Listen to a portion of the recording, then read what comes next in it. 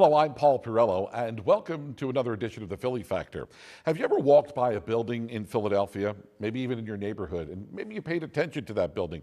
You may have been wondering what that building was at one time, or what it even is today.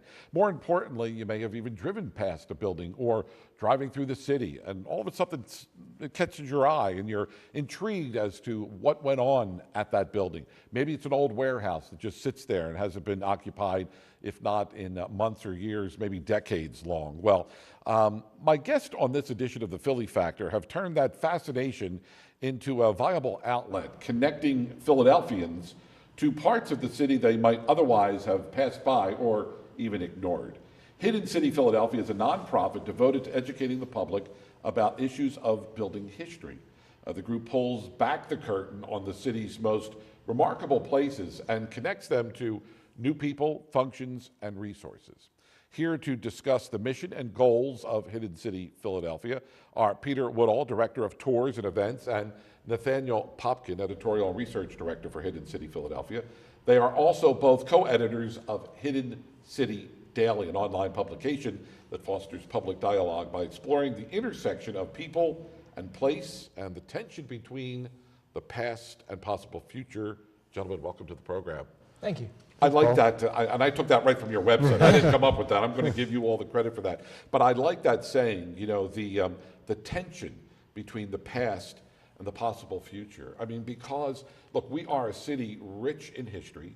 Much of that history is all around us. And, Peter, sometimes we just ignore it. I don't know if it's because we just take it for granted. Like how many times people say, I've never been to the Liberty Bell, Right. never been to Independence Hall. We just take it for granted. We do. And, you know, but at least we know that that stuff is historical, right? Sure. The stuff at Independence Hall, we know that that's where the tourists go.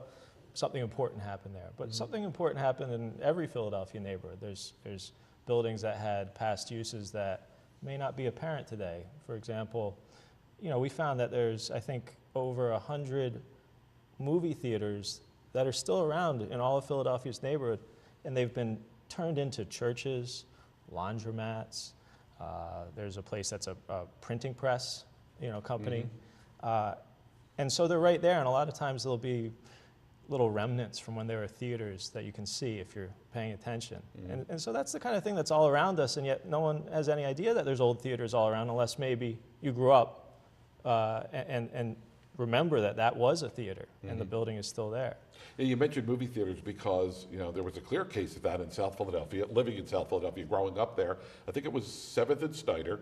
There was a building right there on the corner of 7th and Snyder. And all of a sudden, you know, the facade fell off. That's and right. voila, there is this, you know, the painting is still on the wall from when it was a movie theater. The Grand Theater. Yeah. Believe it or not, we've created a series of T-shirts that celebrate these kind of places. And the Grand Theater T-shirts, I'm picking up our order tonight. How about that?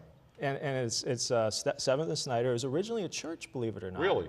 That's where, if you see, there's kind of like it looks like there might have been a tower there originally, and that wouldn't have been something a theater necessarily had, but the tower is from when it was a church. It was converted to a theater. And then it was used as a warehouse, and most recently, I think, as an auto parts supply company, Right. which I think is closed now. So I've actually never been inside that building. Yeah. But once the facade fell off, you could see the writing that had been hand painted on the brick that said Grand Theater. Yeah.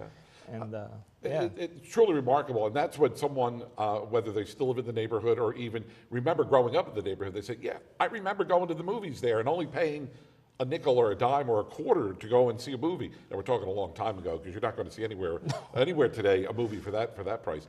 Nathaniel, tell me how this whole idea of Hidden City Philadelphia actually arrived on the radar screen. Well, I think it arrived because of being in the present and thinking about the future, right? So you're in this place that's filled with things like the Grand Theater, and at the same time, it's that stretch of 7th Street is quite alive with immigrant life, particularly, and people are using these buildings and they're reinventing them and reusing them, and they're changing the way they look sometimes and adapting them for present uses. A lot of places in South Philadelphia around that area, even some old garages and some factories and some churches have been turned into Buddhist temples. And so the desire to think about what is there comes from the act of living in the city, being part of it, and observing a change. And when you're watching the world change around you, you can't help but think to peer a little bit more closely at the layers. The layers, I think, is what excites a lot of people. So this is something that a lot of people think about, and it gets them charged up about being in a city that's so apparent, that's legible. You know, you can read these layers. In 2009, Hidden City founder Thaddeus Squire decided to sort of take that conceit and say, okay, well, what if we found 10 places around the city, and we opened them up, places that were not really accessible, and we opened them up, and we asked artists to come in and give them life, right? Create a reason for you to come into them. And for 6 weeks, those 10 places had art installed in them. Some of it was performance art, some of it visual art. And people came, 10,000 people came. Wow. And that was the launching of the concept that, oh, this is not just a singular individual thing where you're aware of the built environment and you're aware of all these layers. It's actually a communal act of discovery. And when the city starts to discover itself, things get really excited and interesting. And then you start listening to the stories, and then you start realizing the immense human life that has come before us today. And you start wondering, well, we can adapt that and apply it to the future. Yeah, and you know, I don't want to make it just seem like it's just buildings that we're talking about, but we're also talking about open spaces, and whether it's a cemetery in Southwest Philadelphia, in Kingsessing, or even a park which might have been the home or house for a major factory. We're not just talking about existing structures, but also learning a little bit about what may have been at that intersection of what and what, right? Right, right. I mean, I think Channel 12, they had a great series. I love the series name. It was basically like stuff that's not there anymore. Exactly, yeah. And I really liked how, like, you know, colloquial that was. Yeah.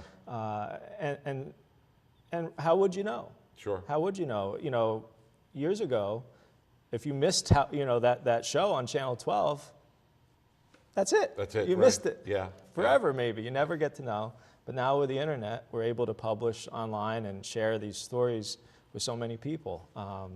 And you can find out what was at a particular intersection. It's not just from our stories. There's other resources out there. There's you know, maps from various eras. And so, you know, years ago, the maps actually didn't just show you the streets. They showed you what each individual building was. If it was a little bigger, like a factory or theater, it would actually identify it as such, and oftentimes even give the name of the factory or the theater. And so you're able to, you know, pop online, go see, and learn what was there. And that's sort of the tools we use, but it's also something that, you know, any person can do as they walk around the city. So I guess the city is confronted then with this double-edged sword because it has all of these buildings that, for lack of a better term, may have been abandoned. I mean, we're not just talking weeks, months, but we're talking decades here. Look, Philadelphia was a major manufacturing hub in, you know, on the East Coast. All of a sudden, those jobs leave the area and the buildings are left behind. And yet, these buildings stand, and in some cases, they look like they could, you know, a good wind could knock them down. But give me an idea of when someone goes to the website and they sign up for a tour, for instance, and they want to take a tour, whether it's North Broad Street, South Broad Street, you know, the River Wards or whatever, are you able to take them behind the building, not only just standing on the corner and showing them what the outside of the building looks like, but in some cases, can you actually go inside to see, and what are they going to see when they go in these buildings? Occasionally, we're able to. They're sort of special tours Sure. when we're able to, or they were part of the festival that we had in 2009 or 2013. And, you know, sometimes those buildings are vacant. Sometimes they look kind of vacant, but there's actually still a company in there. They just, you know, kind of boarded up the windows. And that's interesting too, of course, because, you know, all those machines in manufacturing, I find them fascinating. Sure. So when you go inside these buildings, typically, though, what I'm always amazed at is how much stuff got left behind. You know, you'd think that, you know, your company goes bankrupt or you close up shop, you know, if it was your house, you'd like hopefully pack up your stuff, right? You take it with you, you sweep up and you clean and you leave it for the next person. These guys leave everything sometimes. Sometimes they leave all the machinery. A lot of times there's interesting like personal effects from the workers. There'll be, you know, the lockers, and they'll still have the pinup girls inside the lockers. I mean, you know, the calendar is still on the wall with the date when they, you know, left the shop. Rules and regulations. Yeah, Really? You know, yeah. still up on the wall, tools, any, you know, it's really there as a kind of archaeology. Yeah, and it's interesting because then that serves as a snapshot as to what was going on at this location at that time, date, and place when, for whatever reason, they went out of business. And so whether you're stepping in and the calendar says 1959 or it says 1974, it's interesting to see, you can't recreate that stuff. I mean, you're actually walking in and experiencing what these workers experienced themselves. It's a more personal, you know, firsthand way of exploring history, of exploring the city's history. I mean, you can go to a museum, you know, and they've got exhibits for you to see, and those are valuable too. But I think a lot of people really enjoy discovering it for themselves and having that personal experience of history that you get when you see that calendar on the wall or you see that machinery that's left behind. And you also start dreaming about what might be there. You know, it's inspiring. It's cool looking. You know, you're seeing the way someone else occupied the space so long ago. They made something. They invented something. Sure. They innovated something. And the spaces themselves are truly beautiful. I mean, the workmanship that went into the buildings, in many cases, not all of them, is outstanding. And so you begin to think about, you begin to be inspired by it. Yeah, and many of these buildings that make up the landscape of Philadelphia have sort of had a rebirth. I mean, we look at the different neighborhoods in Philadelphia, Absolutely. one of which, you know, I hear so much about the Graduate Hospital area, where maybe even 10 years ago, 20 years ago, people would have written this neighborhood, once Graduate Hospital pulled out and you know, ceased to exist, a lot of people just thought that that whole area was just going to dry up. But I mean, even the building itself has sort of been reborn into another type of a mixed-use hospital, hospice, healthcare facility. But it is truly you know, amazing that some of these buildings continue to live on, even though their primary function has ceased to exist. Yeah, you can't imagine that a building can be built, you know, that's so beautiful, get to the point where it's so ugly, you know, because people have abused it over the years, and then get to be beautiful again. Sure, yeah. You know, if you showed people the snapshots, they wouldn't almost understand it. You know, Queen Village, which is, you know, just a accepted neighborhood as you know, being a great neighborhood, was basically a slum area for, I don't know how many, pretty much its entire life in different ways. Well, in different ways, sure. I Yeah. mean, but that doesn't mean it wasn't vital or interesting. It was a you know. it was a vital. I won't even want to say the word slum, but you know, certainly a, you know, not a well-off neighborhood. And then it declined, and many of the buildings became vacant in the 70s.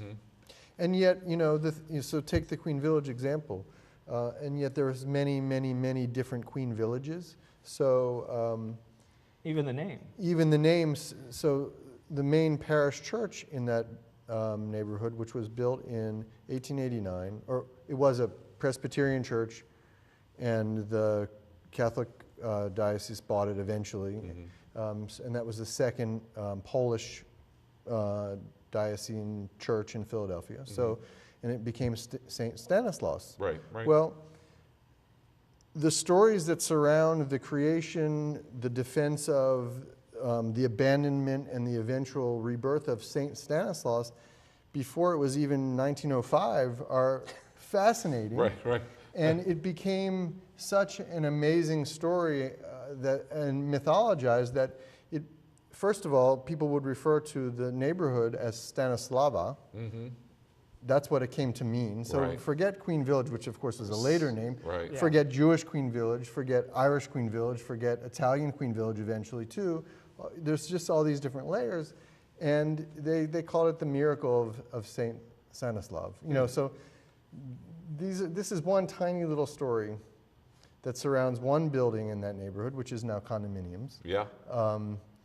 And that's the joy of this work, is discovering those stories and the life that's there, And in so many times, there's not only like interest and conflict, which of course makes good narrative for journalists, but really amazing stuff that went on in terms of sort of groundbreaking, progressive social things or innovation in terms of technology and that kind of thing. So it was there. I have to ask, I mean, you know, what you guys are able to do is to capture this history that otherwise would go either underreported or not reported at all. So what was your fascination? What led the two of you then to pursue this project? Well, I mean, I think we had a latent interest in this sort of thing that, well, in Nathaniel's case, it wasn't latent at all. You know, he had been writing books about Philadelphia, nonfiction books. I had been photographing the city and especially some of these big old factories that we talked about. And so then when Thaddeus came up with the idea for the festival, I actually volunteered at the first festival in 2009 and then got in touch with him afterwards and said, hey, I've got all these ideas for places that you could have the festival when you do it again. And that's how I sort of became involved. And then after the first festival was over, Thaddeus thought, well, we'd like to do another festival, but it's hard to just build it from scratch each time because you can only do maybe one every couple of years. Sure. So what are these guys going to do in the interim? His idea was to start a website that would do many of the same things in terms of exploring the city. And that's when he brought Nathaniel and I on as editors to create this website. And it just came out of our personal passion for the city. You know, we've never looked at like Google Analytics, well, we do, but we don't. Right. Yeah, it didn't come from that. We didn't do a marketing study. We just went with our own instincts and our own interests, which luckily a lot of people share. And I think you bring a lot of passion to a project. Undoubtedly, when you begin to look at the built environment of the city, it's impossible to separate history from architecture, from real estate development, from landscape architecture and infrastructure and transit and planning and policy. So almost from the outset, we knew we were going to have to cover all of these things that were very much present in the minds of people today. And so we sort of decided that you can't just have, well, you can, and there are websites that are devoted to history, right? You're only looking back. And we frame it differently. You know, we start where we are, and we look at the conflicts and the evolution of place, the tension between the past and the possible future. We want to mention the website because it's hiddencityphila.org, and you can find out more information about our guest and their work, as well as see for yourself some of the tours that they have to offer. They have an extensive list of tours, and you can register right through the website to take some of those tours. And it's not like these two guys are actually taking you out on the tour, but you have a number of contributors and people that contribute to the website that actually take you on some of these tours. And I guess my question is, you know, if you wanted to take them behind the walls of whatever building it was. I mean, you obviously are, you have to reach out to the owners or whomever that building has been entrusted to make sure that if you're going to take them inside to see the inside, that you're doing everything to the letter of the law. That's right. I mean, the building has to be safe. Sure. You know, we have, very good insurance policy. And that's probably the main thing that a lot of building owners are worried about is loss. They don't want to get sued. They don't want anyone to get hurt. And that's natural, because, no one ever got in trouble for saying no to something like this, right? Sure. But you can get in a lot of trouble if you say yes and then something happens. Absolutely. Yeah. So, we work with, with people who you just don't know who's going to say yes and who's going to say no. So you've got to ask everybody, when you're trying to find a place that will be interesting for folks to visit. There is enough work involved with making it happen that we generally limit, those types of tours to Hidden City members. So if you become a member, it's like, WHYY or public radio, they say, we're listener supported, and Hidden City is reader supported. So if you become a member, you get discounts to tours, access to, very special ones. Sure. Or even free ones if you give us a little bit more money. So, okay. Do you find people that, maybe even as a result of the show, stumble upon something or know of something in their neighborhood and they say, hey, I'm going to send this to these guys because it might be something, worth, them checking out. Because look, in every neighborhood, there is probably a building or a park or a structure that has had some type of history associated. We don't profess to know it all, but chances are that storyline in that neighborhood may make for a great narrative for your group. Yeah, I mean, that's why, we love Philadelphia. We're not in Orlando, Florida or something like, no offense to the folks down there, but, we had that happen just this past week.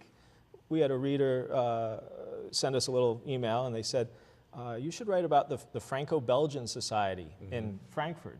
In Frankfurt. And we said, Franco what? And where? And we did a little research and it turned out, there had been a community of French immigrants Right. in Frankfurt that had a clubhouse where, they did, just like any ethnic clubhouse, they played pool and cards and had, musical performances and various things. And they had been there until 1950. And if you go there now, a bunch of, things happened in that building over the years, and now the entire thing is completely covered in cement. How about that? Except for this battered metal sign at the very top, near the top of the building, that said you can just make out Franco-Belgian Society. And so we had a writer, Max Marin, who did a terrific job with that story. And it all started with something a reader told us about. So we rely on folks to let us know. We certainly don't know everything about the city. I don't know if it was your organization or it was something, being in radio my entire career, I have a fascination with anything that's related to radio stations, and I did not realize that, I believe it's 22nd and Chestnut, 21st and Chestnut, that the actual neon sign from one of the original radio stations in Philadelphia still is there, and it still works, and it still lights up. And for anybody that wants to take a snapshot of history, I think it was WPEN is the radio station, right. and that's where Grady and Hearst, from the front window of where that building stands today, is where perhaps the origin of Bandstand may have been born. Now, if you talk to Dick Clark's people, it was at WFIL, but Grady and Hearst says, it started there. But to me, I found that fascinating that sign is still there 50, 60, 70 years later, and it still works. And I wonder even if the people that occupy that building now even know what those call letters, WPEN, are all about. Well, we have a story on that building, which was done by Harry Kyriakides. Right. And so there you go. Yeah. It's up there. It's on the website. Sure. All right, Just check that just out. Google. Yeah. We want to mention that if you're interested in any of the tours, and I could tell you this much, in looking at the list of tours today, I mean, many of them sell out right away because I guess they're limited in numbers. There's no way you're going to be able to take 60 people on a tour to a particular building, but the tours are intimate enough that if you see a tour that you want to sign up for, you probably should act sooner as opposed to later. Yeah, certainly. An idea. There's certainly, we're trying to make more of them. But, Sure. but certainly some of them, we can't do all the time. Sure. And they sell out. And they do sell Yeah, out. absolutely. Yeah. Some of them are once a year things, like we visit a working textile mill in Germantown. Mm-hmm. The guy who is the president there is a wonderful guy. He'll take everyone around himself. But, we don't want to impose upon his hospitality more than once a year. Is there a building, in the few minutes that we have left here, is there a building or a location that you really would like to get to see, but for whatever reasons, maybe the planets aren't in alignment yet, but is there one or two locations that you would like to get to see, but just haven't had the chance to do it? Yes. Okay, I guess I should ask Yes. what that building might be. No, it's, pardon me, it's the Ben Franklin Bridge. Okay. When it was built, they included areas in the anchorages that hold the bridge up Okay. that were meant for the public. Really? And there's these beautiful subway tiles, but also Mercer tiles depicting various modes of transportation that are in these spaces. And I believe one or two videos have been done where they show this spot. So I've seen what it looks like, but I really would love to go in person. And it's not open to the public. We hope maybe they'll let us in for a tour one of these days. It's owned by, the DRPA. DRPA, Yeah. sure. But I'd love to see inside the bridge. I think that would be incredible. Yeah. Any other, Nathaniel? I can't think of anything off the top of my Done head. off on your top 5 list. It just, I again have to commend the work that you and everybody do at Hidden City Philadelphia, because again, as I said, if as every year passes and some of these ornate buildings that we have either fall down on their own or they make way for progress because someone, we talk about the Gamble and Huff, Sound of Philadelphia, studio on Broad Street that now has met the wrecking ball, and what's going up but another series of condominiums. But that's something that could never be replaced, and yet Philadelphia being so rich in music history, that's a part of our history that will only live on in websites. It's an extraordinary part of our history that, and things need anchors so you can see them, so you can remember them. I think that with their music, there's going to have to be ways that we compensate for that in terms of commemorating it and attaching, Philadelphia to it, because it is the music of Philadelphia, period. Sure. And to lose the building where it was all recorded, and so many incredible musicians came to record over the years, like a list that is incomparable. Yeah, I think that's probably a problem, but somehow we'll have to compensate for it. Yeah. Well, we're out of time, and we could go on and talk for another half hour or so. And I want to thank you again for both your work and all your contributions. It's hiddencityphila.org, correct? That's the website you could check out. You could go there, find out more information about the organization, about the website, read some of these great articles that are posted there, and sign up for some of the tours. And if you would like to get involved further, it's all there on the website. I want to thank Peter and Nathaniel for being with us on this edition of the Philly Factor. Until the next time, thanks so much for being with us. My name is Paul Pirello. Have a great day.